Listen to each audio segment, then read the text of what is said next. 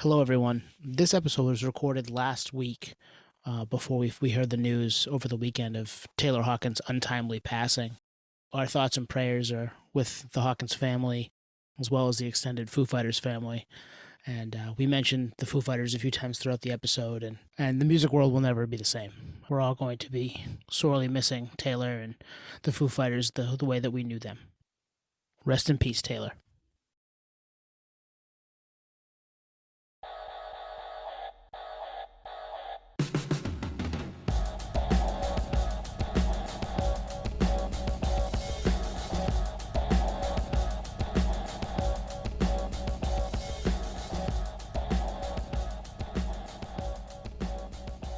What is up, Podheads? Episode 107 of the Podio Slave podcast coming at you right now. I am here, as always, with Anthony. And just Anthony? Where's Nate? What happened? Wait, where is Nate? I didn't notice until now. There's like two other strange gentlemen in my purview. But yeah, it's just Tone and I tonight with a couple of guests. No Nate. He's got a few things going on. He'll be back next week. And a little behind the scenes stuff. We haven't recorded in about a month? A little behind the scenes. Yep. Yeah, so if I'm rusty, I blame it on that. Should we address the people in the room as well?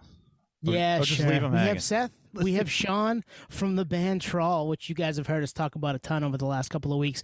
But hey, guys, how you doing tonight? Doing awesome. Psyched to be back on Podio Slave. What's happening, boys? We having fun or what? Oh, always. So we were talking it's been 50 episodes since you guys were on with us back on episode 57, about a year ago, right? It'd be April of 2021, which is kind of wild because we've seen each other. We've been in a couple of your shows. We worked together on your song Kaiju King, which was pretty badass, which we've got a couple questions about. But what have you guys been up to as the band Trawl for the last year? Nothing. No. Honestly, we've just been, grinding out everything. We've been working on the few shows we've gotten between the last time we were on with you guys and now. We've just been working hard on getting those shows situated and, make sure they're good shows and have a good time with that. Haven't really been writing new stuff per se. We've just been working on fine-tuning the stuff we currently have and finishing writing some of the stuff that we've had at one in the coffers there. We kind of started recording an EP. You might have realized that considering you guys were in the studio with us to do a song. So Yep. Other than that, we've just been working hard behind the scenes, just fine-tuning everything. I mean, the only thing I can think of that's different is we started the EP and we're almost done with it. So that's the big thing. So yeah, we've gotten extraordinarily lucky in the last year with shows, honestly, because before the pandemic, we were playing, a few kind of like bar type shows, and we got super lucky with right out of the gate last July getting to play at Aura with Murcielago, and we were able to kind of get in front of a booker that was kind of paying attention and saying like, well, I want to put you guys on some other stuff. So nice. It led to us being able to play a couple of bigger shows that were definitely bigger than what any shows that Trawl has played to date. We got to play a couple of really cool shows at Wally's in Hampton Beach, New Hampshire. Mm-hmm. The first one in October of 2021, right, Sean?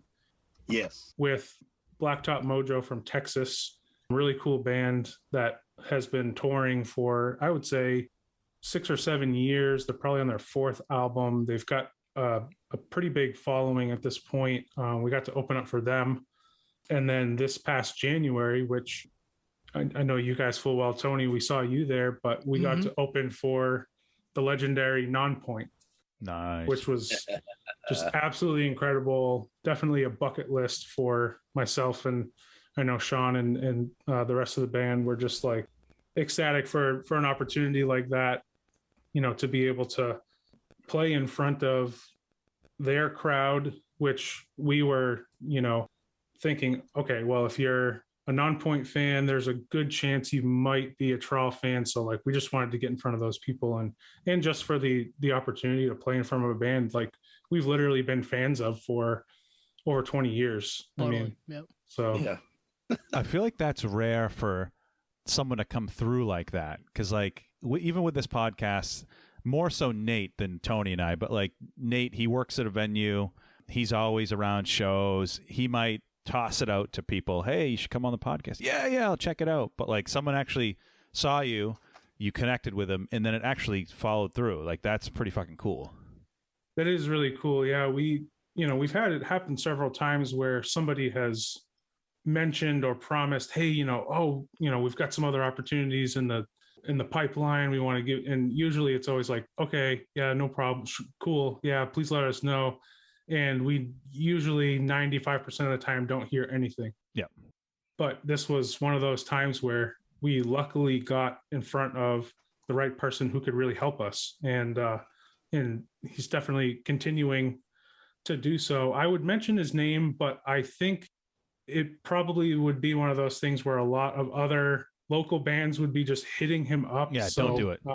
Yeah, I won't do it. No, he was one of the guys that I can't remember if he was a manager or he had something to do with one of the bands we were playing with at the the Asylum. Jesus. For you old heads out there. Yeah, it's forever the Asylum. Yeah. Yeah. Yeah. But he had something to do with one of the. It wasn't Murcielago. It was the band that came up from New York. And after the show, we do what we always do. We're as a band, we're very humble and we're very thankful. So when we meet like the promoters, the booking agents, the venue staff, we always say thank you guys so much. We really appreciate everything. Thank you for giving us an opportunity to play on your stage, because sometimes they don't get that, even though they put on this crazy fucking show. And they don't get that. I've listened to a bunch of your guys' episodes, and you hear a lot of these guys who book shows like the Tattoo the Earth thing. Guy was basically just getting threatened all the time instead of like, thank you. And honestly, I think that's what really helped solidify this gentleman kind of connecting with us. And I mean, it was almost instantaneously that he started talking with us about future, prospective shows. And I mean, Blacktop Mojo was a great show. We got in front of a lot of people. It was super fun, especially because Blacktop Mojo is a little more Southern rock, and we're taking that funk metal moniker on, and just being able to kind of mix in with those guys. I know we got a lot of fans from that show, and then again, come up to Nonpoint. I've been listening to them since like 99, 2000. Like I have the first 5 albums, and I remember buying them like as they came out at Bull Moose or Strawberries, wherever we could go. And just being able to get there. And I mean, we got on stage, like we showed up, loaded up, did our sound check, and it was like, all right, wait a second. Like you turn around and there's their friggin' banner behind you, and it's like, holy shit, we're gonna be on the same stage as these guys. Like, yeah, we're music veterans in the local scene, but being able to have that opportunity, it doesn't come around often. And when it does, like you got to take it. And I mean, we took and had a hell of a time. I mean, it was great seeing you, Tone, down there. No, dude, so much fun. And it was a full room, and people were into it. People were definitely into it. Well, and it was really nice to see some of our fans from like Maine had come down to Wally's and like came in as we started playing. They were singing, they were interactive with us, and they got people around them to get more interactive and more into what we were doing. And it definitely, like, by the end of our set, I felt like the energy was a lot higher than when we started. And if you've ever been to a concert, which you both have, you usually know that first band, everyone's standing in the front row, arms crossed, just kind of, okay. Like they got the mean mug on. And I think it was like maybe second song, people were actually moving and dancing and jumping and stuff like that. It was really cool. It was cool to see you guys after the set. Because like Sean says, being nice to the promoter, making friends, making a connection, that's what you guys do. You were walking around, people were coming up to you saying, hey, can I get a picture? Where are you on Facebook? I mean, Sean, I brought down those Patio Slave stickers, the ticket stub ones, and you're running around handing them to people. I'm just like, yes. Pod Street Team, baby. Yeah, it was. That's right. It's so cool. It's so cool when you can do one that. to Antonio, right? the singer of Discrepancies. and said, hit these guys up. They're a great podcast. I guarantee they'd love to talk to you. They've had, and I listed off like 5 or 6 of your guests, and he was like, no shit. Okay. And I saw him like take his wallet out, put it in his wallet. And I'm like, all right, cool.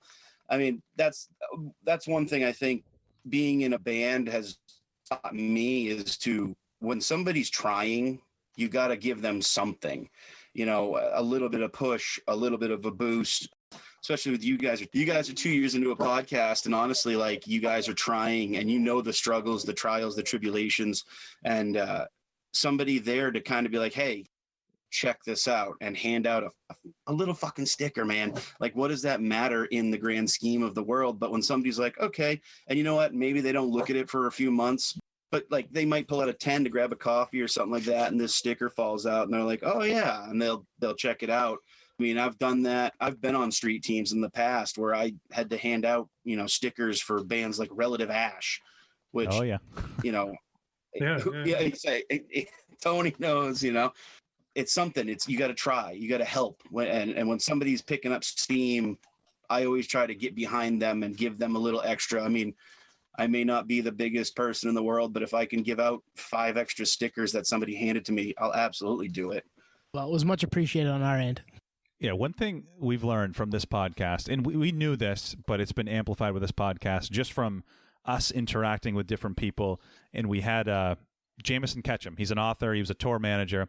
One of the things he said is just the industry is way more connected than you think. So if you're a dick, people are going to hear about it. And if you're a good dude, people probably hear about that too. And that's why we don't burn any bridges.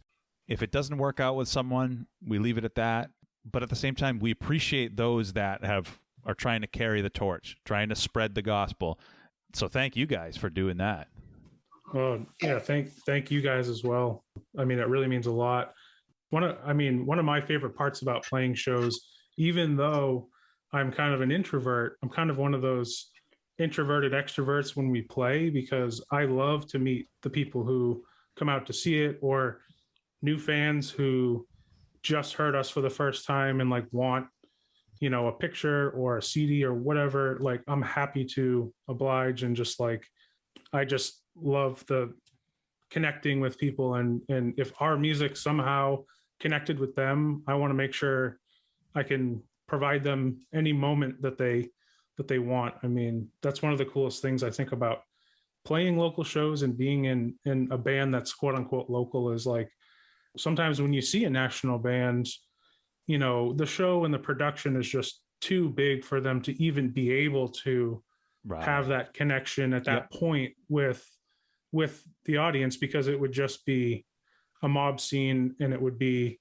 it wouldn't be easy for either of them to really do. But for us, on the level that we are, we're just happy to meet everybody. So any shows in the pipeline? You get any summer shows? Any announcements to make? Any announcements you want to make on the Patio Slay podcast right now? Yeah, actually, yeah.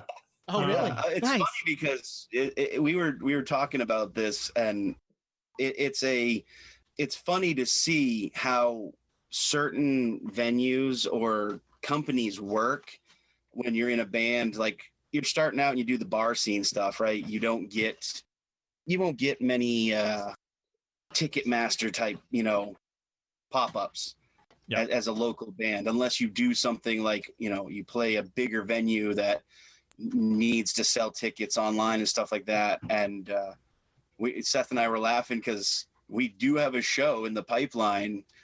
We have a few shows actually coming up, but one of the shows in the pipeline, technically we haven't been announced for, but if you're a keen-eyed observer, you'll notice it. I know what it is.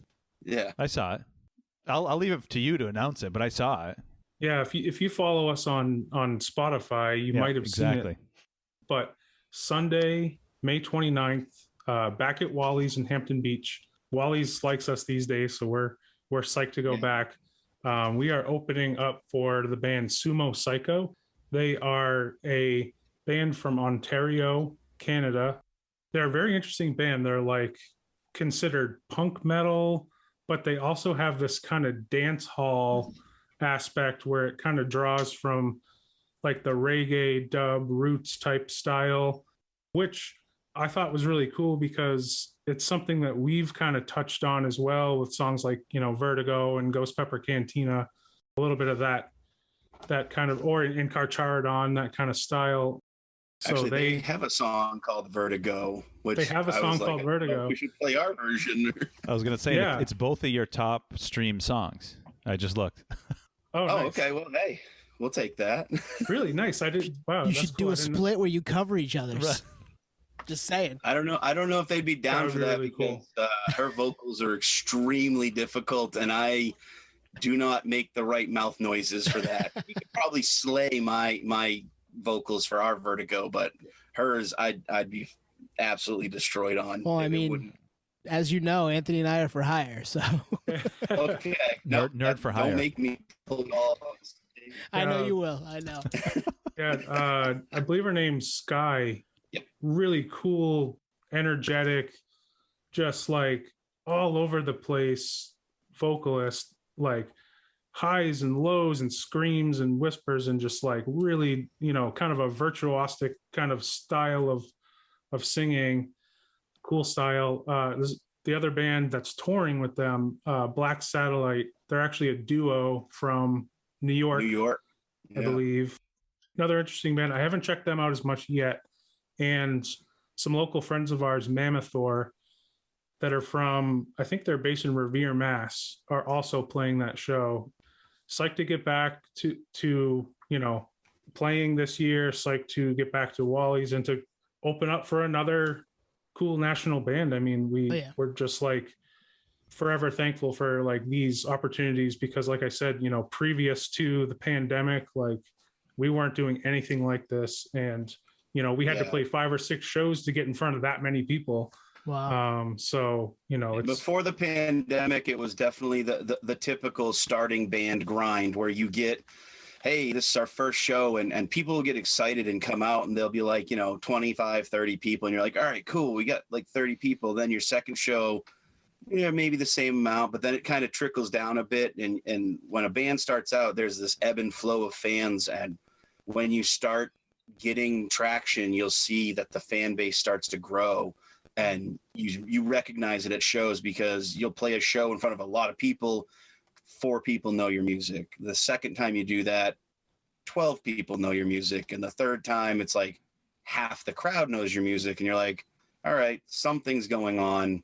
It's kind of nice. It feels really good to be on stage and look out and you see like not 1 or 2 people singing your songs, but like 10, and they're all that you don't recognize them. It's like, okay, that's kind of cool. That feels good. I think that's the coolest thing, seeing people, like you said, that you don't know personally. Like, it's awesome to see our friends there, like, with shirts on, just loving it. But like, it's kind of cool when you get to some people that you're like, I don't know this person and they know our music. How did that happen? That's really cool. So that's really neat.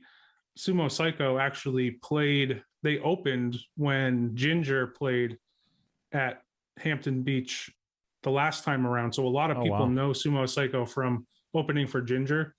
So I think that will be cool because for whatever reason, man, like New Hampshire fans are just absolutely rabid. Like they're insane. Once somebody from down there like likes our music, they will like follow us on every platform, reach out to us, send us messages, like it's awesome. Like that's great. So yeah, I'm excited for that possibility.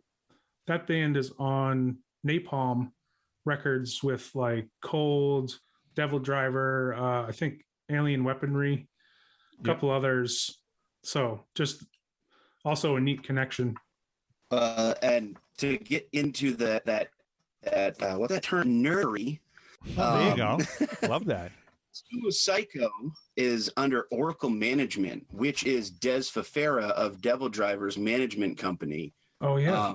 So that's something that I've got a little bit of knowledge of just because I've followed a few of the bands that were under the Oracle Management banner for a while. And obviously I'm a huge fan of Des and all the Devil Driver and Cold Chamber stuff. So I had to kind of get in and follow what he's doing with that company. And long story short, I ended up getting followed by his dogs on Instagram. Nice. Hey, kudos to Wally's and kudos to these tours, because a lot of tours, there's no there's no local rotating spot for a lot of these. All the spots are taken for. It's a package tour, and there's often not a lot of room for any locals. So that's for real. I mean, that's a lost art, I feel like. Yeah. I feel like you're completely right, because it's I mean, for years you'd go to shows and it's like, you know, maybe it's not a huge venue. It's something like Wally's or the Old Asylum. You get these bigger bands and it's like a 4-band bill, and you know, they probably could have snuck in a local band for like 15, 20 minutes. You know, they get 4 songs, 3 songs, let them just rip up the stage, get the crowd warmed up. And a lot of bands, they don't do it because, I don't know, maybe the tour package didn't work, or they just didn't feel like adding another, you know. And honestly, as a local band, I don't ever anticipate getting paid or really anything from those bands when it comes to those big shows. And honestly, the crew at Wally's has been super amazing to us and with us. They're always there to help us out. They're always there to like take care of us, which as a local band, you don't usually get. You usually get the shaft. Here's like 4 slices of 2-week-old pizza and like really flat beer that, you know, you got to use a couple drink tickets for. And it's like, I'm pretty sure this keg was tapped like 6 months ago. It's not good. Or they'll make you sell tickets as the local act. Yeah. You know? That's true. Yeah. You know, Sean and I have both been part of projects in the past who played shows that peddled tickets for many of those kind of national opening slots. I remember doing that for like Power Man 5000 back in the day and a couple others. And those are tough because you feel like you're selling Girl Scout cookies. Like if you can knock on the door first of your friends, be like, hey, did you buy tickets yet? You know, and they're like, oh no, I already got my tickets from the other local band trying to sell. So like, that's one thing that like, we're also thankful for is like, and one thing that Sean and I said like early on, we're like, we'll try to play the best shows we can. We'll try to take the best opportunities we can, but we're not going to play Ticketmaster. We're not going to play pay to play shows. I'd rather set up our own show where we have more control and be able to kind of make our own rules than be at the mercy of those type of what I would call like almost like predatory, you know, practices. So like, that's what's so cool about these is like, they haven't asked us for any of that. They're just like, promote your asses off and do the very best you can.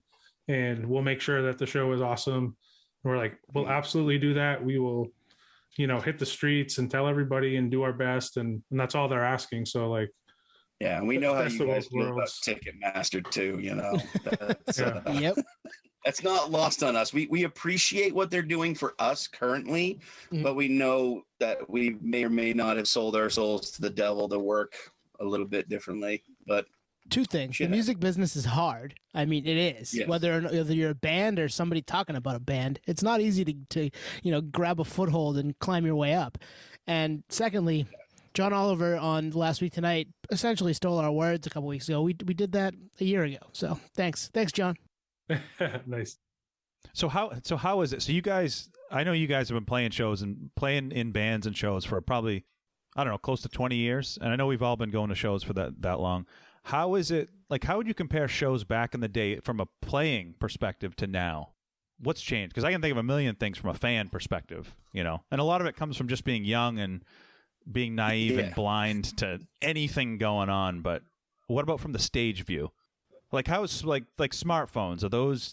Have those changed the game? You know, yeah, I mean, they have and they haven't. Smartphones, like, they've definitely helped out. Like, technology is a godsend when it comes to like being able to promote or keep in touch with. I mean, just doing a podcast back in the day, you had to have like a full studio set up and record it to a, you know, basically like doing an album, where now you can literally use your phone to record a podcast. I mean, the first, 5 or 6 episodes, Seth, we did it on our phones. Just our phones, yeah. Actually, I think it might have been more than that.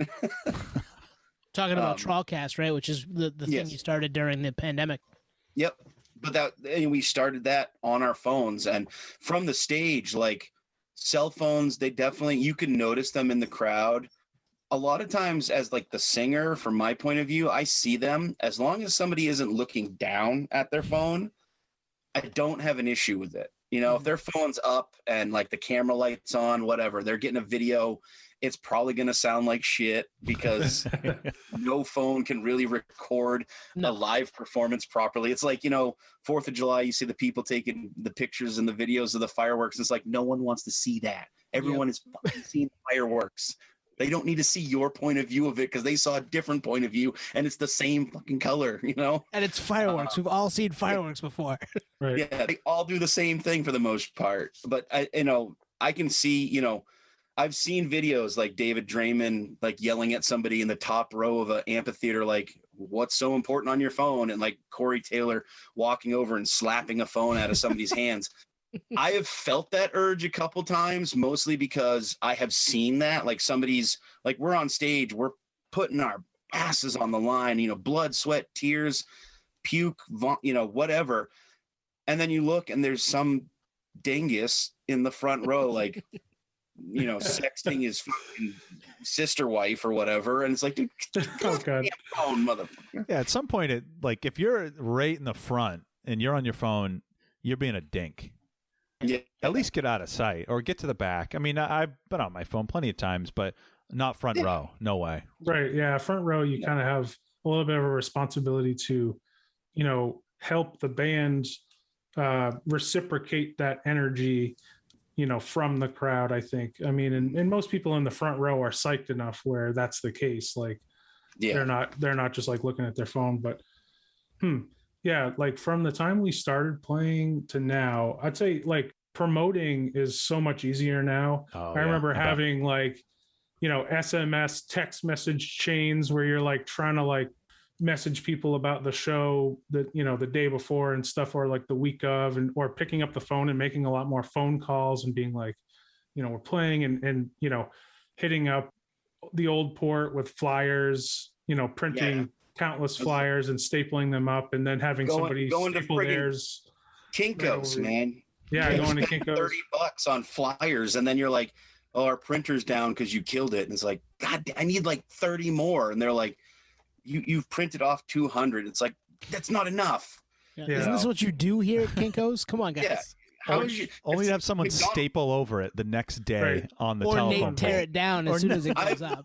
I've literally seen a guy walking behind when I was flyering I was working as a roadie for a friend's band. I was literally flyering the old port, and there was a guy 2 friggin' poles behind me covering the friggin' flyer I just put up. Like he would just bam, bam. And he's got like the staple like hammer. I was using a staple gun, and he's just like, bump, bump, and he goes to the next one. Bump. I'm like, dude, what the fuck are you doing? It's a turf war. I'm putting a flyer for my show, and I'm like, fuck you, man. Like, I mean, like askew it. I remember standing outside of bigger shows with the handbills. Oh yeah, and you know the here you throw this away, right? Handbill. I remember standing outside of Alice in Chains when they were at the Civic Center because our band had a CD release party happening like the next weekend at the Big Easy. So we're like, you know, me and our singer were like handing out handbills while people were coming out, stuff like that. It is kind of like, because we came up in that time, it definitely is like, I kind of romanticize about like print is cool. I still like print, but obviously the modern channels make it so much easier to promote from that respect. And I don't mind the cell phone so much. I think I realize why larger bands kind of despise them, or there's a lot more disdain out there. Like I know, for instance, like a couple of years ago, I saw Jack White with the Raconteurs, and they've got the Yonder pouches where you've got to lock up your phone. I actually just went to John Mulaney this past week, and same thing. But I think at that level, if you're going to experiment new material, if you're going to play something, try something new, or you're just touring, there's a little bit of, you know, not wanting to give the farm away, wanting there to be a little bit of exclusivity so that you're not just like, the entire show is not just available on YouTube immediately. And then everyone for the, you know, it kind of ruins the experience a little bit. But at our level, like if anyone actually cares enough to take a video of our band and put it up online, we're like, cool, man. Cause that means more eyeballs on our band, and it's not really a deterrent. It's not really a negative for us. But if we were Tool or Metallica, then it would be like, oh, well, we had this cool, visual set that we like spent tens of thousands of dollars to make it something special for the tour, and you guys just kind of gave it away. So, well, and it's not going to hit the same as being there too. So it takes away from what they're trying to accomplish, right? I mean, right. That makes sense for those bigger acts. And Like, I'm kind of surprised we don't see more of it. I'm kind of surprised the music side. I know in the comedy side it happens all the time because they're working out new material. And like you said, Mulaney, I know it happened for Chappelle when he was in Portland 6 or 7 years ago. And I was like, it makes sense, because if he says something, A, that's going to get him in trouble, no one has any video of it, and B, if he's trying something new, he wants to see how people laugh at it. Yeah. Then it's not out on the internet 2 minutes later. I mean, there's also just with entertainment of all kinds, there's just this law of diminishing returns where once you've seen or heard something, it's just a little bit less new, a little bit less unexpected or exciting, because you see the same image a million times. You're going to scroll past it in your feed. You hear the same joke 4 times. It's not as funny as when you heard it the first time. So it's like, there definitely is, you're giving up something by being so accessible in that respect. But as I said, for the most part with Trawl, it's all positive, because we're 100% of nothing is what I'm saying, like we're just we're happy to get a little bit of traction where 20 people in the crowd at Nonpoint had their phones up and they took a video and put it up online, and then somebody new is going to hear it and say, who are these guys? Yeah, totally. Yeah. I mean, I will agree with Seth, like having the video, like I said, it doesn't bother me if somebody's taking the video. That's fine. It's the looking down when your attention is fully gone. And I think most performers are the same way, whether it's music or, acting, whatever is a live performance. If somebody's engrossed in fucking Tinder or fake book, whatever, that you can, the energy, you can feel it being sucked away from there. And you kind of, turn your head and you keep catching it. Well, you try to look out and see different things. And okay, that guy's jumping around and he's got his calculator out instead of his camera. Like, all right, whatever. Okay, that chick's taking a video. This guy is still on his phone. Like, it catches you no matter what. But times have changed, and I think it's for the better. Crowds, in my opinion, I feel like crowds are way more, especially now that we're getting back to somewhat normalcy after like post-pandemic. I feel like the crowds are way more interested and excited to just be there to experience something live. I bet. I could see that. The live stream stuff was really cool, and I loved watching a bunch of it, but at the same time, smelling that nasty bar that you don't want to go into because it smells like urine, and it just, the beer tastes funny. I'm pretty sure there's a dead possum in the corner.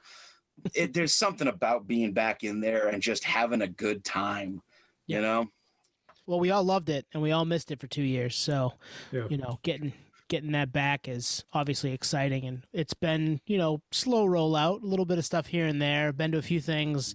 I mean, even that show in January, I was like, should I go to this? Am I going to get sick of this? Like, there's just so many people here, and fortunately I didn't. But you guys did okay too, which is good. But man, it's exciting. We got away fairly scot-free. We did have one member get sick shortly afterwards, and it was nothing major. He's doing okay. Yeah, he's fine. Good. Yeah, he's doing good now. Yeah, that was definitely a choice back in January for sure, because, I remember talking to my dad on the way to the venue, and he was like trying to be nice and excited for me that we were playing such a cool show. But at the same time, he's like, how many people are going to be there? 500. Okay. You got your mask. You got your booster shot, right? He's just kind of like, you get your second booster, right? Yeah. You get your third. Like 5G's fine.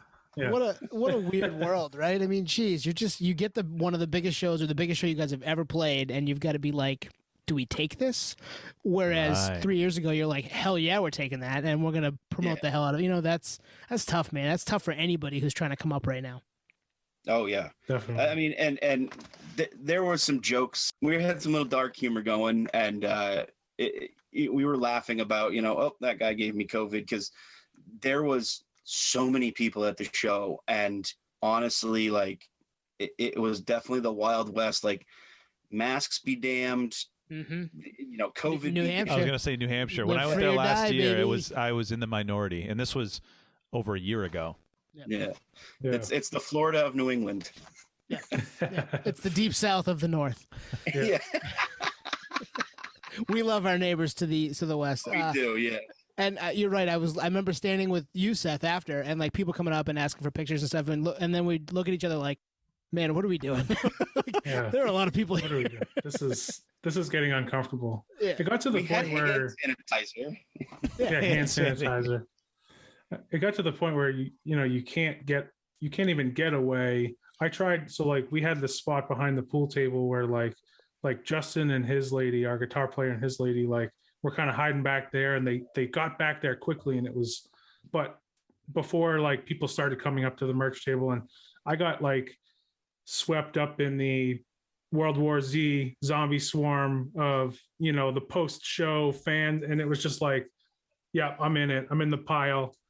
There's no going back from this. Like, fuck it. If I'm gonna get COVID, I'm gonna get it, because it's too late at this point.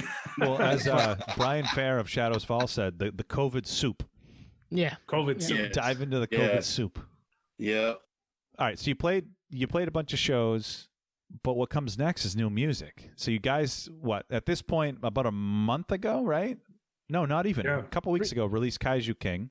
And for some reason, you asked us to do vocals on it. I know, right? What led up to that? Was this like a band meeting? You're like, all right, we're desperate. Who can we rope in? What happened? We were weren't really that drunk. desperate. No. Actually, it was just, honestly, Seth and I were talking, because Seth and I talk a lot about band stuff and non-band stuff. Like we're always on Facebook or text message texting each other about random shit all the time. And I was saying to him, I was like, this song needs something else in that bridge. Me in there doing what I'm doing, it works, but not really. There's something missing from that part.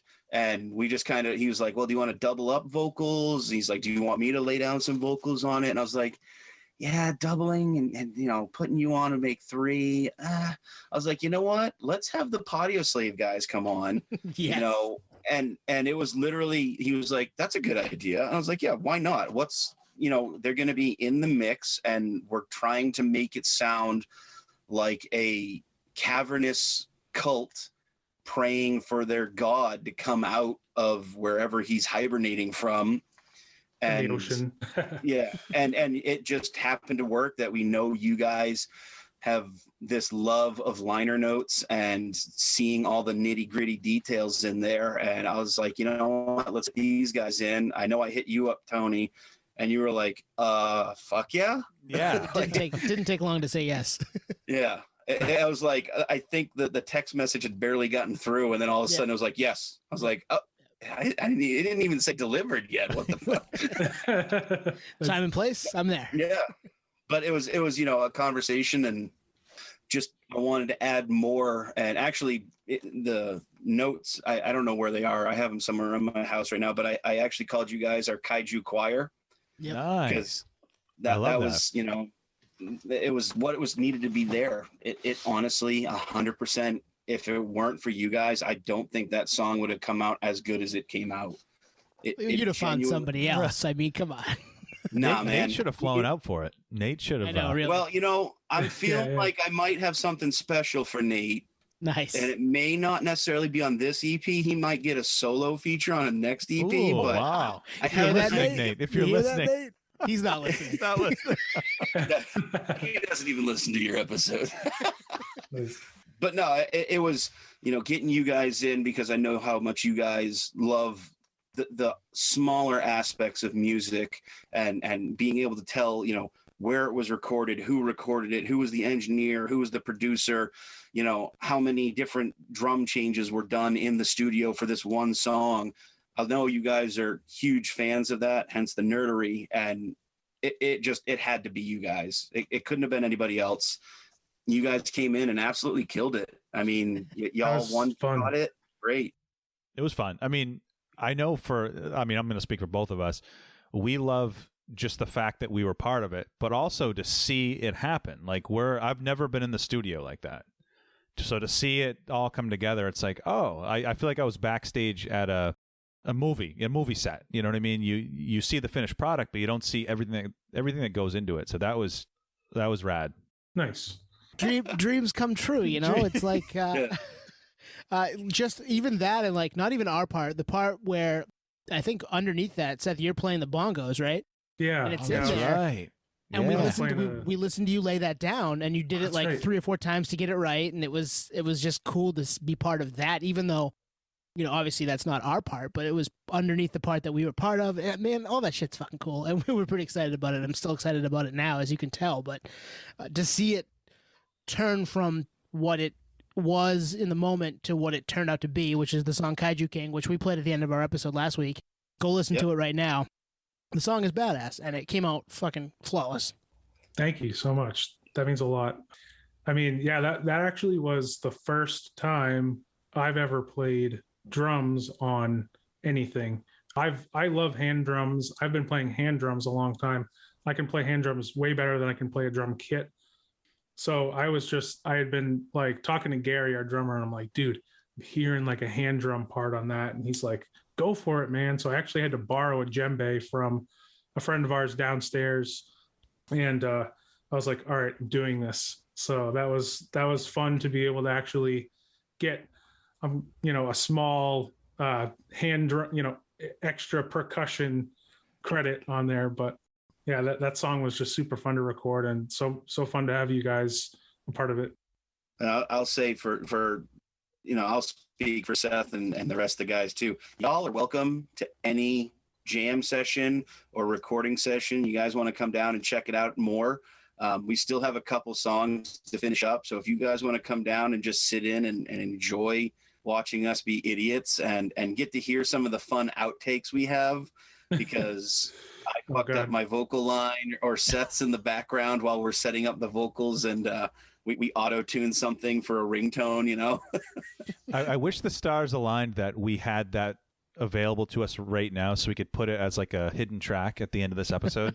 Yeah, right. I mean, before this recording, I was in our Dropbox with my headphones on, and I was listening to the tracks again, like taking some mental notes and writing some stuff down. And one of the songs that we have, I think it's like 90% complete, there's a hidden track on it that Justin just kind of shifted all the audio over on. And it's Seth and I being idiots, like while we were setting up to record vocals. And you can hear me like being a smart ass. And then I said something that triggered Seth, and Seth does this. And I was like, I need that as my ringtone for Seth to call. So you were talking about auto-tune, and so I started singing California Love, because I can't think about auto-tune without thinking about that, intro, which I don't actually think is auto-tune. It's that thing where someone's got it's like a mouthpiece piano thing where they're actually expressing like a vocal into like an air piano situation, like a chord or something. Like a chord type of thing. But I started singing California Love, so naturally Justin had to grab that and like actually auto-tune it. So it sounded like I was, I was in the track. So at the end of that track, there's like, I think he did it like 4 or 5 times. Like it goes the full clip, and then there's just Seth like 3 or 4 times. Like one's a little bit higher, the next one's a little bit lower, and you can hear me in the background like meowing like a cat and shit like that. It's when you're recording, sometimes you get a little crazy, and that's, y'all are welcome to come watch us be idiots. It's like a turn me up in the headphones, Yeah. I'm sure that wasn't natural. That was intended to be in there. Yeah. Right. All right. So what's next? You have Kaiju King, which would you consider that a single? Yeah, I think we're considering that's the first thing. Considering a single. I know like, so right after we finished Shark Pinata and put that out last March, we were writing Kaiju King, and I knew right away, like before the song was even done, I came up with the artwork for the single, and I was like, I don't care what we do next. I'm releasing this as a single so that we can share the artwork for it, like have its own moment and its own artwork. Just because I was like, this is fun. It's clearly like niche, and who the hell writes a song about Godzilla besides Blue Oyster Cult And Trawl. and Trawl? Sean's raising his hand for those at home. But we just knew it was like this fun thing that we're like, okay, before we get to put the rest of it out, I think we need to release this, and we'll call it a single if we can call it that. It will be on the EP, and we're at this point, Sean, what are we about? We're a little bit more than halfway done, I would say, with the EP. So yeah, we've got Kaiju Kings finished up and obviously released. Another song on the album, I'll just name it, Shannon's of the Bay. That song is basically done. It needs to be mastered. Nice. The last 3 tracks on the EP, we have guitars done on and drums done on 2 of them. And I think the bass line is like 90% on one of those. This coming Wednesday, we're going to be doing the drums on the final track. So we'll be well over halfway done with the EP. And I'm excited for it. I think it's definitely going to show a different aspect of Trawl, where Shark Pinata was definitely, with the artwork and the songs we put on it, it was much more lively and fun, and you could tell some of it was really goofy and some of it, it was more goofy than serious. This one has a little bit more serious tones in it, and it's going to be, I think, a different perspective for people to check out Trawl for. We have a goofy song here and there, yep, but some of the lyrical content is really, it's again trying to push that positive message and that positive energy that the band Trawl is focused on and bringing to the world. And I think it's going to be fun. I think a lot of people are going to have fun with this. The artwork for it is unbelievable. The songs are great. I think it's going to be a good time, and I'm excited for people to get a hold of it. I want to get it done. Like, I know, having to go work a 40-hour-a-week job is bullshit. Yeah. So that's the thing, is like, we all want to do the Foo Fighters documentary style of recording an album where you like rent a house and nobody works or does anything else for a month or 2 months, and you just literally go in and you come out with an album. I would love to do that, but the reality is like, as local bands, kind of the untold story of every local band is everything else you have to do in your life in order to just be able to play music and to be able to record and to be able to play live shows. And literally, you're kind of working in spite of the rest of your day job and your life. You're kind of, you have this duality thing going on. And like, I want nothing more than to just like be able to go in and finish. Like, we've got ideas for 10 more songs that we, like, are half done. And like, we could write a full length and, release it next year. And like, there's so many things, but we kind of have to work at the pace of responsibility, which sucks. Yeah, we can relate. I mean, we're lucky to scrape 2 hours a week, to do these podcasts. So we can relate. Yeah. But kudos to you guys for, how many times do you guys practice a week? A couple times? Just once, just really once. Well, there you go. Yep. Yeah. We get our Wednesday nights to, hang and do whatever we got to do, whether it's jam out the songs and get ready for a show or track. Usually we'll focus on one person and we'll track one part a week. So this coming week, we're going to track drums on one song. The rest of us will just be basically coaches and making sure you know, if you heard something that was off or a miss, like we'll all kind of, you know, jump in and encourage each other and hopefully not drive each other crazy, but like, you know, try to be like, helps. you know, Yep. well, it does too. And I feel like I love when someone's like, hey, listen, like I heard this, but try it this way. And I'll try a couple, like, because sometimes you get in your own head about something and it's hard for you to tell if it's good or if that was the take, or if it was, you know, if there was hesitation, or so we're all kind of each other's coaches in that respect, you know. Well, I've already told Seth we get a song that we're recording, and he has a vocal line on it. And I'll be honest, I said to him, "You better be fucking ready, because I'm gonna fucking work you harder than you've ever been worked." Like, it's something that I want pure. You know, like the energy from this needs to be the right energy, or it's just not going to work. And I know Seth has it in him. I've seen it, and I'm excited to get him to do this part the way I know he can do it, and the way we need it to be done. It's like Ross Robinson. He's like, Ross Robinson has like his hand on your shoulder while you're singing. No, exactly. Yeah.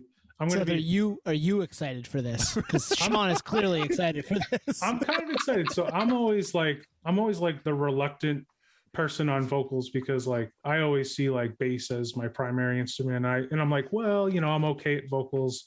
You know, Sean is awesome at it, but I'm growing my confidence level. I'm growing, like every time I get a part, I, you know, work through it, and then once it's muscle memory, I feel really good about it. But until then, it's like really awkward. But on this one, I actually, most of the songs I'll do like I'll match and do like a doubling effect, or I'll try to do a harmony.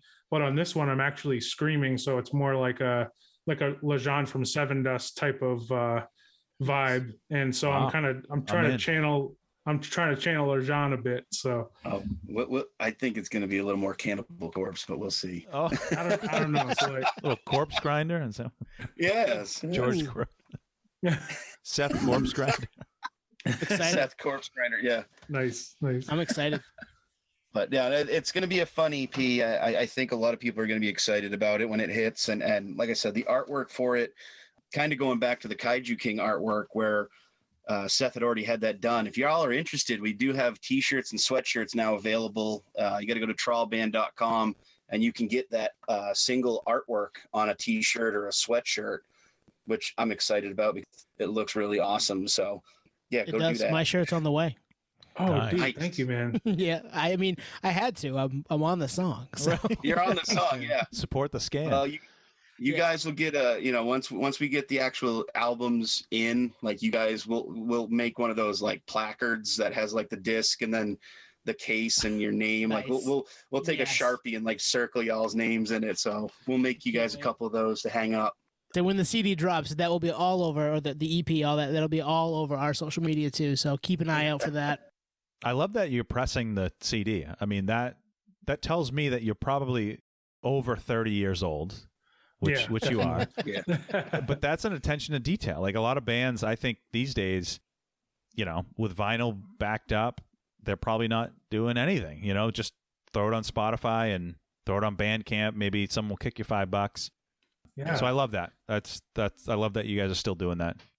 Thanks. Yeah, the digital is great for, you know, spreading far and wide, and unfortunately, I feel like the problem with digital, and it's been this way since we started putting stuff out digitally. It does spread far and wide, but that far and wide gets very thin. So you'll get, you know, we have fans in Italy and in Australia and Germany and Poland, but it's like 5, 10, you know, 3, and it definitely spreads it out. But the physical media, like you said, us being over 30, the physical media to me really helps solidify the home base, where, you know, you can go on and listen to whatever you want on Spotify, but if you're in your car and you don't have a jack, you don't have wireless headphones or whatever, you need a CD to pop in. You know, you got an older, you know, like an 80 or a 92 Corolla or something like that with a CD player.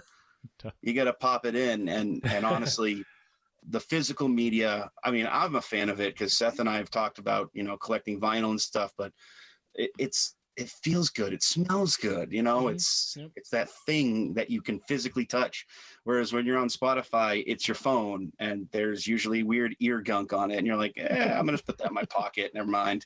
But you can still listen. So yeah, you know, forever a fan of physical media, and where I'm still not writing off the fact that like I really, really want to press on wax, and I don't know how it'll happen, but I'm thinking either this time around or next time, putting together almost like a compilation of everything we've done so far on either a 1 LP or a 2 LP. That way there we can kind of get the most for our money in terms of if you're going to press a vinyl, you might as well put as much material on it as you can. Yep. Mm-hmm. Yep.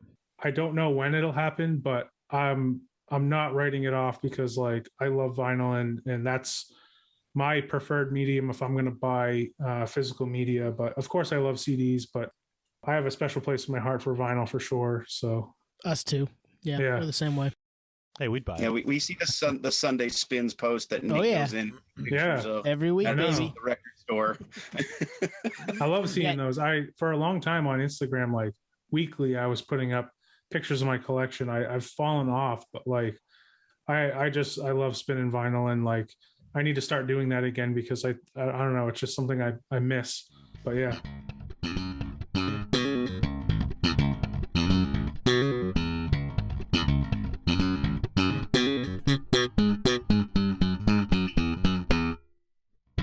All right, we're going to do a little quick hitter segment with you guys to close it out here. We're excited. Obviously, a lot of tours have been announced. Maybe we have tickets, maybe we don't. What shows are we all excited for?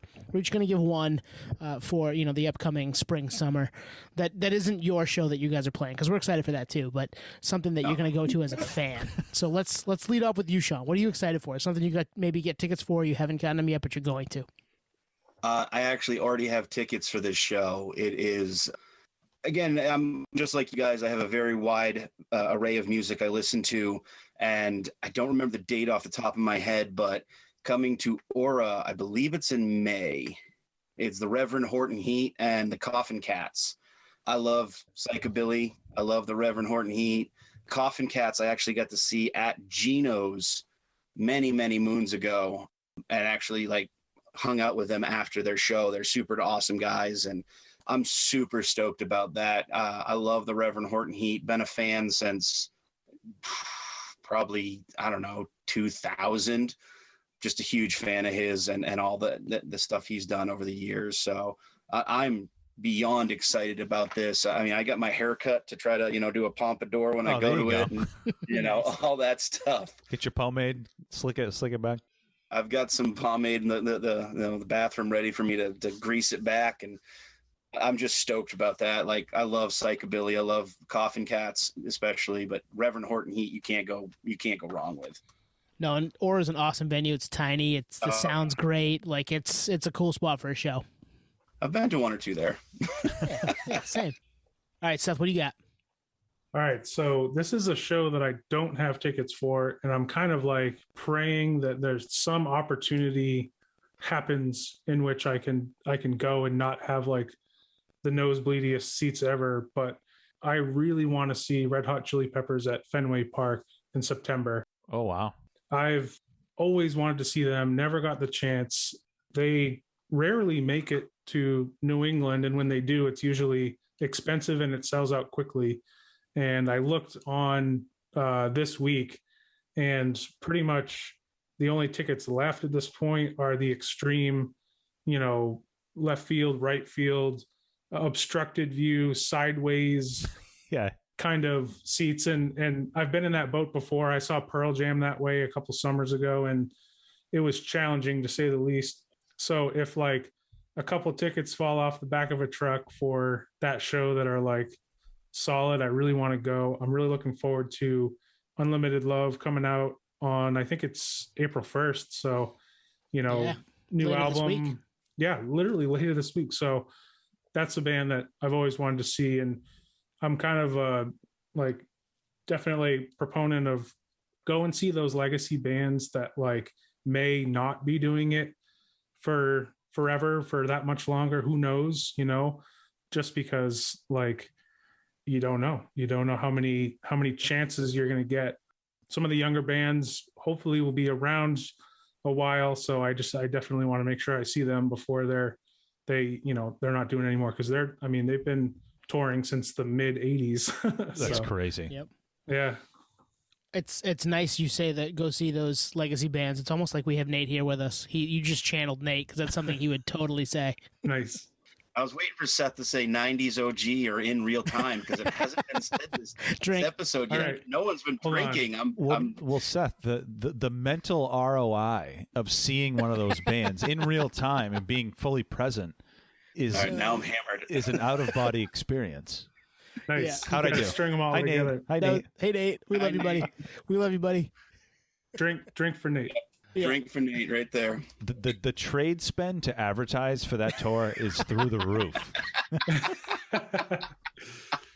I could imagine. Yeah, I said it. I said trade spend. There's other things I'm excited about, but like I think that one would be bucket list for sure. Yeah, I'm the same. I haven't seen them, and it needs to happen. And that's, you said it's September. It's right around Labor Day, if I'm not mistaken.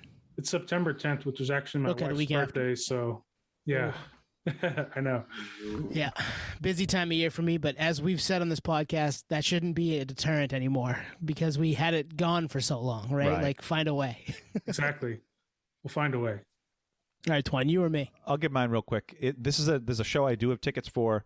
It was originally scheduled for 2020, rescheduled for 2021, rescheduled for May of 2022. It is Deftones and Gojira at Mohegan Sun Arena. I bought tickets. I might have to fact check myself, but I'm pretty sure I bought them face value when they dropped, and it was like $60-$70. They're going for $250 a pop on the resale market. I'm going with my dad, and I've dragged him to shows before, so he's along for the ride. But I'm just curious, like, who's the bassist? Like, is it Seth? Right. Is it like who's the Deftones bassist? Oh man, I would jump at that audition for sure. Very sorry, Sean. You'd be a hired gun. You wouldn't be a permanent member. So just you gotta accept that. No, exactly. I know the Sergio situation is very interesting, and like I haven't heard. I don't know if you guys have seen, but like I know Sergio put out a video and he talked about why. I haven't heard the Deftones respond to that situation and kind of their side of it, but it's very interesting. I think they should have gone the Robert Trujillo route of like with Metallica, just like giving him, the sign-on bonus and making him a full member from day one. Like that's what I would do if it was, because like, how do you know and if your band is all in unless like I don't know. But I know that like I say that like colloquially, but I know that there's a lot of business behind the scenes that like it's not always up to the band. A lot of times it's up to some other forces like management or whoever. But like, anyways, I just like the sentiment of like having everyone all in, like Trawl, 25% members, like nobody's getting like, a crazy portion of things. Like, not like we're making any money at all to begin with, but you know what I mean? You're saying it's not you is what you're saying. Right. Not yet. Not yet. So yeah, I'm stoked for that one. I can't wait for that one. And then they'll play, I think this might be the first opportunity that they'll play stuff from Ohms and that's true. Exactly. I'm jazzed for that because there's some heavy Deftones riffs on that album. Yes. Deftones, also someone who's held one of those Patio Slave stickers, so pretty excited about that too. Right. Thank you, Nate, for meeting him and Be Real a couple weeks back. What do you got, Tone? What are you seeing? You're seeing a bunch, right? I'm seeing, the big one's Foo Fighters in Bangor, which I haven't seen them since 2011 with the aforementioned Nate. He just gotten back from, we've told that story, he just gotten back from California. He flew into Boston, took a cab to the Garden, met me in the parking garage, and we drank Cali beers that he had in his bag before we went into the show. So, nice. That's how we roll here at the Patio Slave podcast. But I'm seeing them in Bangor, going up with a couple of work buddies, staying the night before, go to the casino, and then getting up the next day, going to the show. Gonna have a blast. Super stoked to see the Foo Fighters again. It's been 11 years, and I mean we've talked about the Foos a ton here. we're huge fans and excited to hear Medicine Midnight stuff. Excited to hear stuff from all the stuff that's come out in the last 10 years. So, Foo Fighters in Bangor, Maine, which I think is the first time they've been in Maine in 21 years, something like that. So, pretty cool. Nice. Actually, the last time they came was with the Chili Peppers at the Civic Center, when it was a Civic Center. Wow. That would have been such a cool show to see. 98? 99. Yeah. Yep. Where was I at that? Damn. Well, I know. I didn't go seen either. that. I know.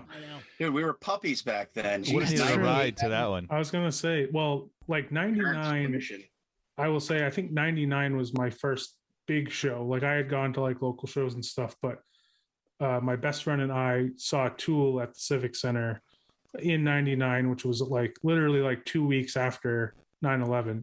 And it was just, you know, like obviously the best like show experience ever, being the first ever like big show, and then seeing a band that like, you know, we were so enamored with at the time and really still are. I mean, I love that band. So you mean 01, right?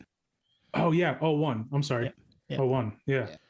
Yeah, I remember they came. I didn't go to that one. I saw them in 05 was the first time I saw them. So yeah, you're also right. It was 01. Yeah. Tool always comes to Maine though. I'll give them credit. They do. Yeah. They do. They love Maine. And APC, right? APC came in APC used to come too. 03 maybe, right?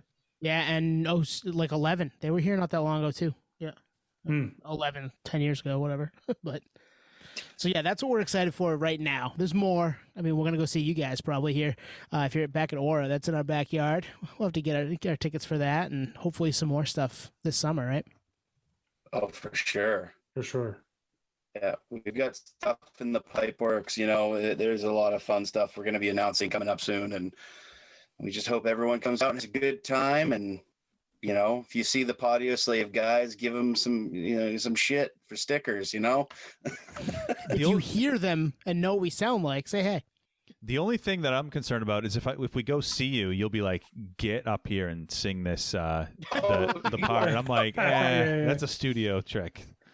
You guys did. I'm not cut out for that life. You signed on the dotted line. You now have to come on stage to sing that song with us. I'm going to call the Kaiju choir up. You guys have to come on stage. You'll go with Seth. You could be on that side. You know, you could stage dive, whatever you want. But we need the mouthpiece. Signed a contract. The mouthpiece with the cork hooked up to the cork. Nice. Yeah. Give it some auto tune hooked up, and I'm in. Nice.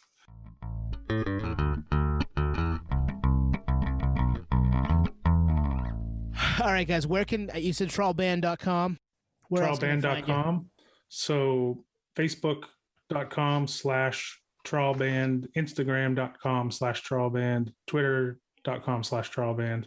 It's all Trawlband. Yeah. It's all Trawlband. We are on YouTube as Sean. What's Trawl Portland ME. If you go to trawlband.com, it has links to everything. It's basically the central hub. It'll take you to our YouTube page. It'll take you to the Facebook, Instagram, Twitter. We have 2 different merch sites working for us. One of them is a local one, which is basically Seth's, office. The other one is a company that prints on demand, and they've got a lot of stuff there. So trawlband.com for everything. And yeah, sign up for the newsletter. We have fun with that too. Yeah. And check out the Trawl cast. You guys got the Trawl cast rocking again. So yeah. Yep. Check that out. We've been on there before. It was a ways back now, but go back and listen to us on with those guys from 2021 as well. I think, right? About a year ago. We did a home and home. Yeah. Cool. Check out podioslave.com for our stuff. And I mean, we'll be back next week, right, Tom? We'll do this again. We enjoy it. Yeah, Nate, you coming? You showing up? You get the perfect attendance award? I was saying, who's this other guy in the camera over here? Like, he's been taking notes this whole time? Is that a secret? Our intern.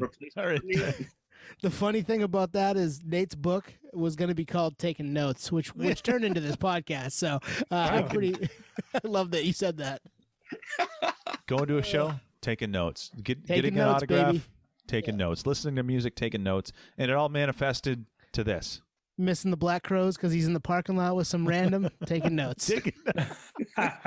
Is that what the kids call it nowadays? Taking notes. That's a little more of an R-rated story that I'll leave for other people to know. Hey, but Patio Slave After Dark. There you go. There it is. Nice. I knew Nate, it was we love coming, you. man. Trawl boys, we love you. We're super stoked for what you guys are doing, and we'll be back at it next week as the Podio Play podcast rolls on. Peace, podheads. See you next week.